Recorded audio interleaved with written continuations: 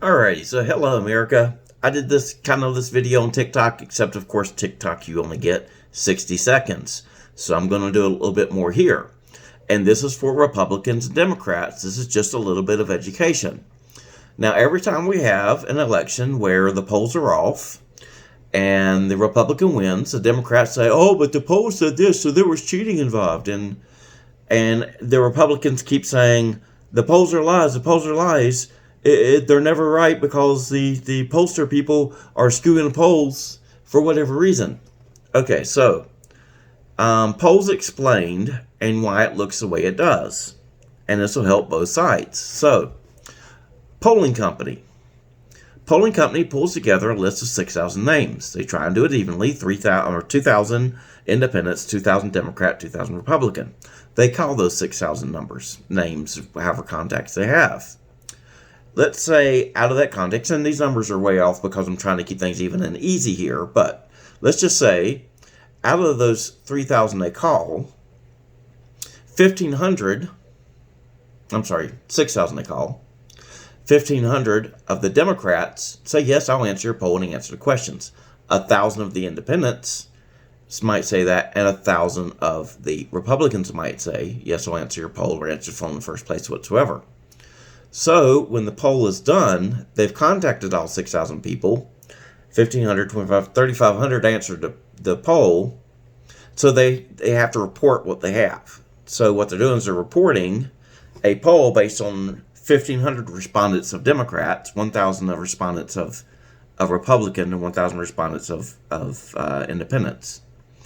So the number's going to come out skewed a little bit because, well, a lot of Republicans don't want to answer polls, firstly.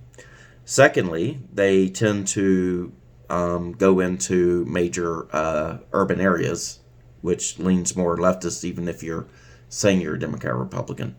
So those are the reasons they come out wrong a lot of times.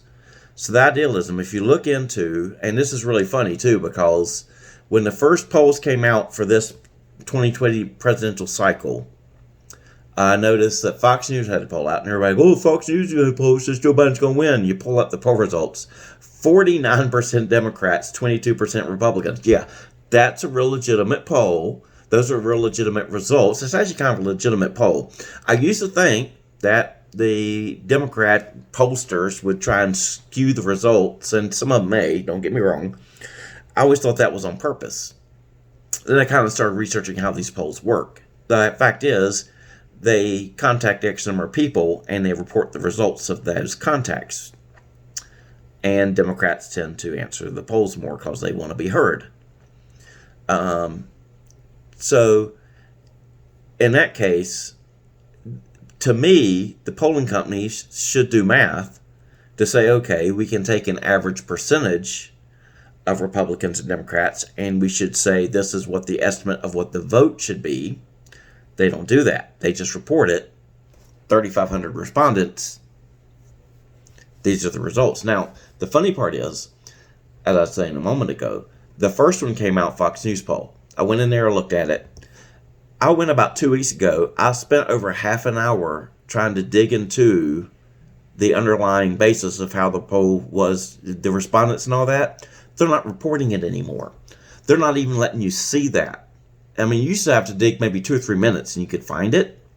I looked at several polls, couldn't find a single one of them that gave me those answers. So now they know they're skewed. And again, I don't think, because I know how the polls work, I don't think they're skewing the results on purpose, but I do think they are skewing, letting you know how those results came out so that you can't kind of figure out, hey, if I kind of do the math of this percentage of Democrats and this percentage of Republicans are going which way and this percentage of independents are going which way, then I can actually figure out about what the vote total should be by the number of registered Republicans and independent Democrats. They won't even let you have that anymore. So now, yeah, I do still kind of think there's something a little fishy going on with it, but not as much as I used to. So,